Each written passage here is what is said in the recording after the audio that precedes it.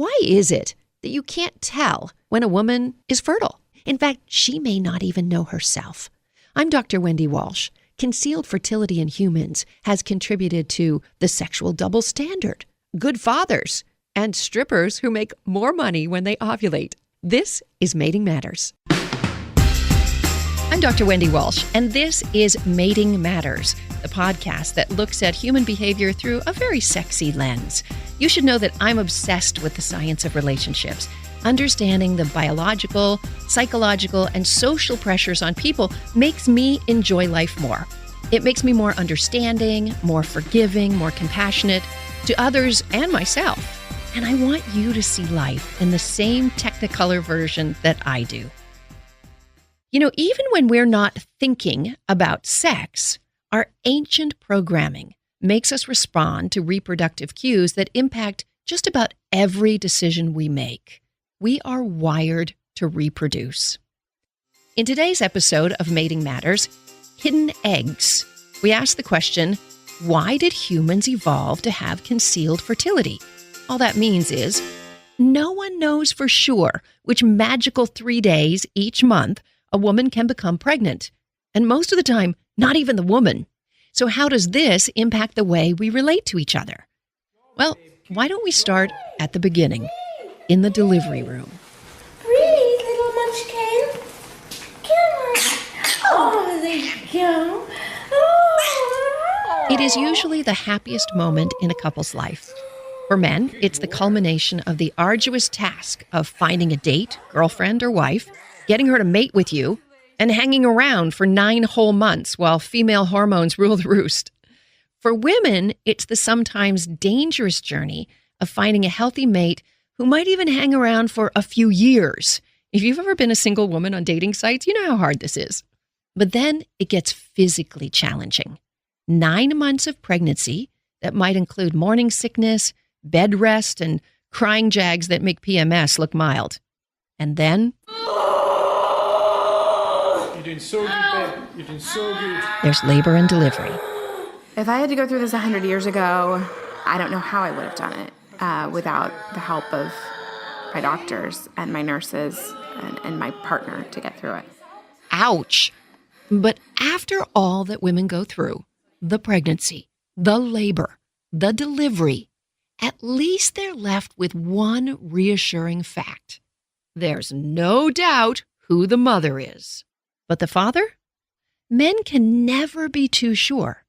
That's because human females have concealed fertility, approximately 3 days in the month when women in their childbearing years can become pregnant. And even women aren't aware of when these 3 days come. Could it be that his sperm reached the egg during that mysterious window of ovulation? Could he be sure that no other man gained access during that month? You know, sperm are survivors.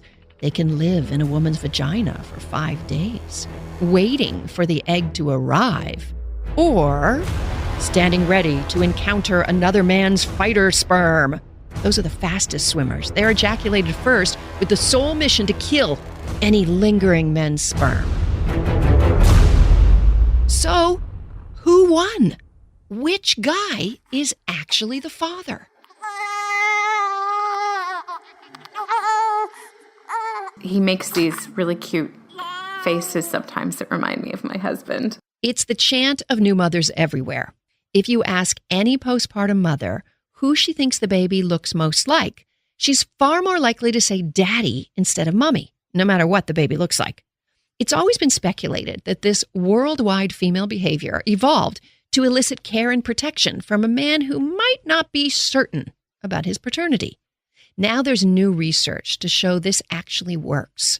Professor of economics at Binghamton University, Solomon Polacek, and his partner, Marlon Tracy from Southern Illinois University, studied 456 couples. Now, these couples were not married, nor were they living in the same home.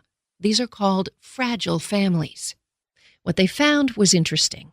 When the baby looked like the father, the child was healthier 1 year later. And that's not always because of hardier male genes.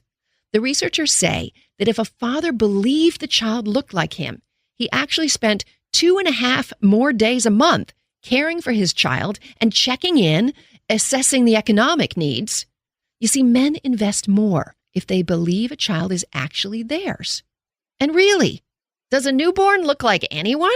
When they were born, they both look like me. Weirdly enough, my older son, when he was about 5, looked identical to my wife, like there was some kind of weird shift. And my younger son looks identical to my father. Like people always say, he looks like your father, which he should look more like me, right? Having concealed fertility isn't common in all primates. Take rhesus monkeys, for example. How do they spot a fertile female? It's all in the face reading. Researcher James Higham of the German Primate Center in Göttingen, Germany, found that when a female rhesus monkey is ovulating, her facial features change ever so slightly. And 85% of the males can see the difference. But there's a catch. Only if he knows her well. In order to pick up the subtle cues about fertility, male rhesus monkeys need to become friends first. Males who spend time getting to know females tend to pick up on sexual signals much better. Gives new meaning to friends with benefits. For baboons, no mind reading or facial decoding needed at all. One of the most conspicuous of all signals of primate fertility is the large swellings displayed by female baboons. The Amboseli Baboon Project in East Africa is one of the longest-running studies of wild primates in the world. Researchers there have been studying baboons for more than 4 decades. Specifically, they have studied the range and size of female, butt, vulva, labia? Let's just call them swellings. Look, if you were glued to National Geographic magazine as a kid, you've probably seen these oversized, bright red, bulging butt lips that female baboons showcase. And biologists hypothesize that the size of a female's swelling contains important information for males to know when to procreate. In fact, the scientists at the Amboseli Baboon Project found that indeed changes in swelling size within each sexual cycle correspond with ovulation. And lest you think we humans are so different, scientists even speculate that our human preference for full lips, lip injections anyone, or bright red lipstick are just one primate copying another. But human beings are different. Our faces don't change much when we're ovulating, and as far as I know, our vulva does not balloon up like a baboon's red butt. For the most part, men can't consciously tell that a woman is fertile. In fact, most women can't even tell they're ovulating, unless they have help from technology. I have no clue when I'm ovulating. I use an app for that. I don't think I've ever really tried to track it. The only way I know I'm ovulating is because I'm on birth control. Human ovulation, a state once thought to be undetectable without medical equipment or an app, actually creates a range of subtle but definitely observable behaviors. And these female behaviors are aimed at attracting the best possible mate. For instance, researchers Bernhard Fink at the University of Göttingen in Germany, along with colleagues Benjamin Lang and Nadine Hugil, found that women's bodies move slightly differently when they're fertile, and men can pick it up. In this fun study, the researchers videotaped 48 women dancing to music. Then they had 200 men watch the videos and rate them on a scale of attractiveness. As a feminist, I'm not so sure I like this hot or not game, but it does provide some interesting information. Turns out, men rated the ovulating women more attractive. But do women notice anything different about themselves when they're ovulating? I don't think I could tell if I'm fertile or not, no. I mean, maybe I'll crave an extra cheesy pizza or something, but besides that. I actually can't tell when I'm ovulating. I definitely do feel a little bit more attraction to men, a bit more feminine. Like I want to speak a little softer with them. I want to come off a little bit more sexier when I'm walking past them. Wait, did she say she tries to make her voice softer and more breathy? Or could her voice be changing naturally when she ovulates? Researchers Greg Bryant and Marty Hazelton at the University of California, Los Angeles set out to test this idea. Like all good scientists, they began with an assumption. Their assumption that higher, more breathy voices are more attractive to men because they signal youth and fertility. After all, Didn't Marilyn Monroe's breathy voice wow an audience and the president in 1962 with a simple rendition of Happy Birthday, Scientists, and gave the women hormone tests to determine where they were in their menstrual cycle? The women were all asked to say the same thing. Hi, I'm a UCLA student. Hi, I'm a UCLA student. Hi, I'm a UCLA student. Hi, I'm a UCLA student. Then the researchers calculated how their voice was different. Turns out, women unconsciously raise their voices when they're ovulating. Interesting. But do men pick this up? A study that asked this question looked at strippers. Jeff Miller, Joshua Tiber, and Brent Jordan at the University of New Mexico had to spend many arduous weeks interviewing strippers about their ovulation schedule and helping them count their money at the end of the night. Sure enough, exotic dancers who do not take the birth control pill earn more money when they're ovulating. On average, they earn nearly $400 more per night when they're ovulating. But what are the men picking up on? Some say it's scent. Pheromones may signal fertility. But it could also be the conditions of an average strip club. Strip clubs tend to be loud. They tend to be dark. And strippers make the most money not on stage, but by doing private lap dances. And how do these ladies sell their lap dances? Well, in a noisy, dark club, there's only one way. They get real close and whisper in a customer's ear. Would you like a lap dance? Dude gets a double whammy of signals, both scent and vocal tones. And if she's ovulating, he apparently is willing to dig deeper into his pockets and pull out more money. The list of human female behaviors that signal fertility goes on.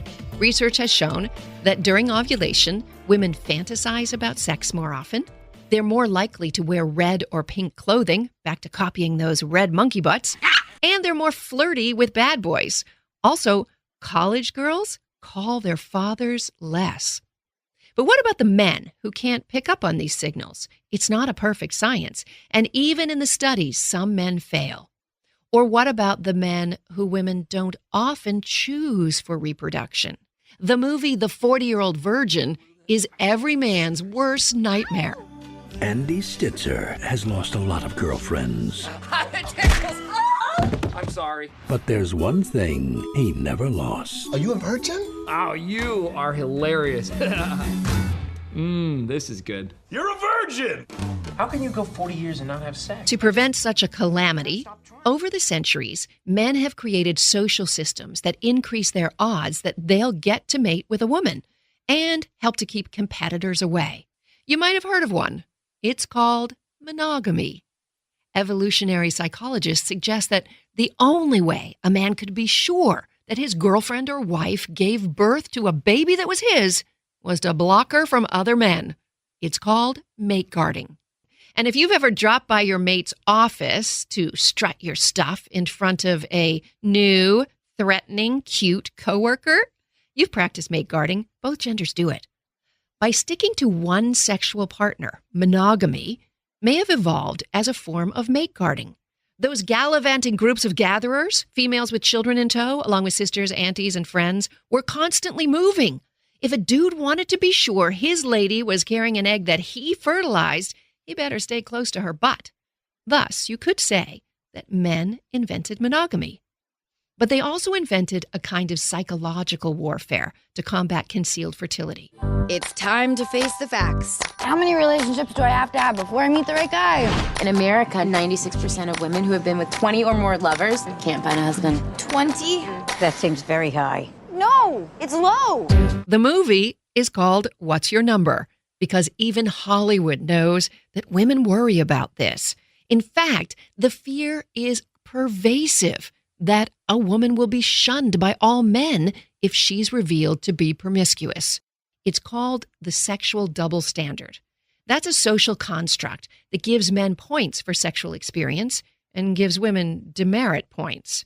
Trust me, men invented this one. It's so psychologically crippling that women are embarrassed to reveal their number. I don't ask them. They don't ask me. I don't want to talk about it. I don't want to know who you've been with. And I'm sure you don't want to know who I've been with. So let's just avoid it. Ooh. Okay, so the sexual double standard.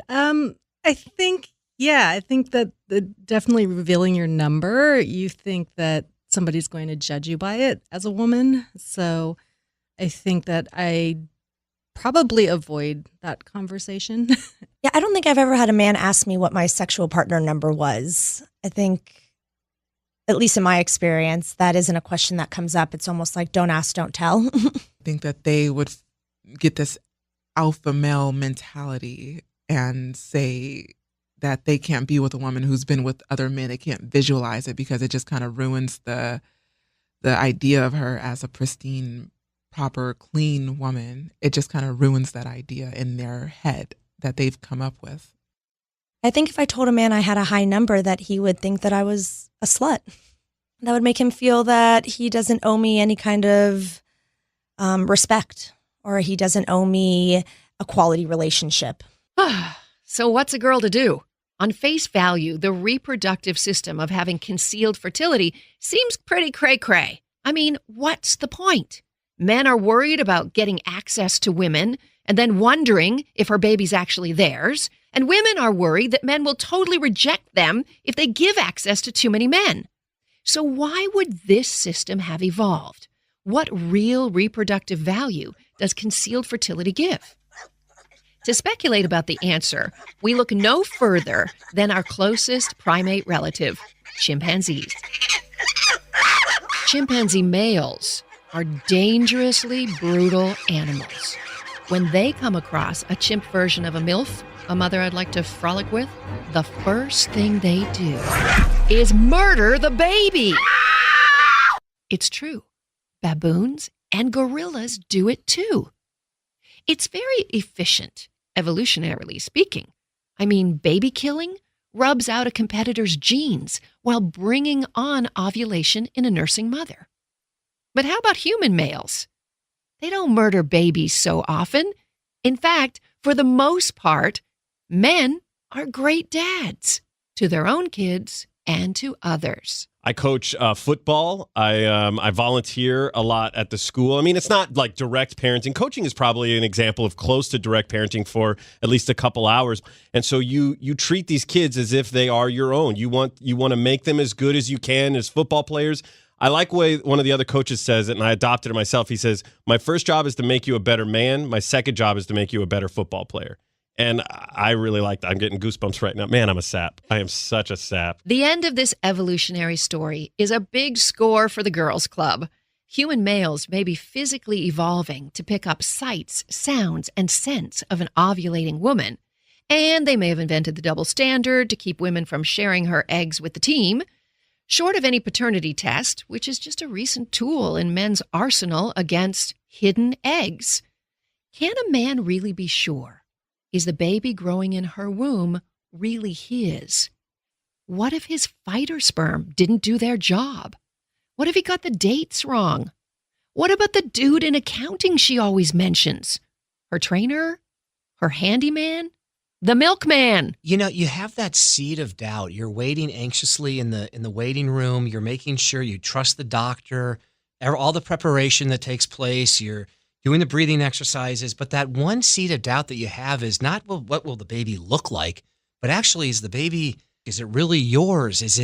Could it be somebody else's out there? I would be lying if there wasn't a part of me that was like, I would like to know. I don't know if that's like an animal part of me that lives inside, but it's the God's honest truth. I'm like, I just want to be sure. Like, even though it would probably destroy my entire life if there was a mistake on the test or if I found out the truth. My life is much better to live in ignorance. But yeah, I was curious. I was definitely curious. If a man can't be 100% sure that the baby his wife or girlfriend is giving birth to is his, he also can't be sure that it isn't his. Men are wired to spread their seed around the tribe. And if human males spent time killing babies, they might have been killing their own genes or their family genes, the genes of their brothers or cousins. That's the beauty of hidden eggs. It makes human males good dads. They take care of all babies because any one of them could be theirs. So you see, women's intelligent bodies developed concealed fertility to increase the chances that their babies would live.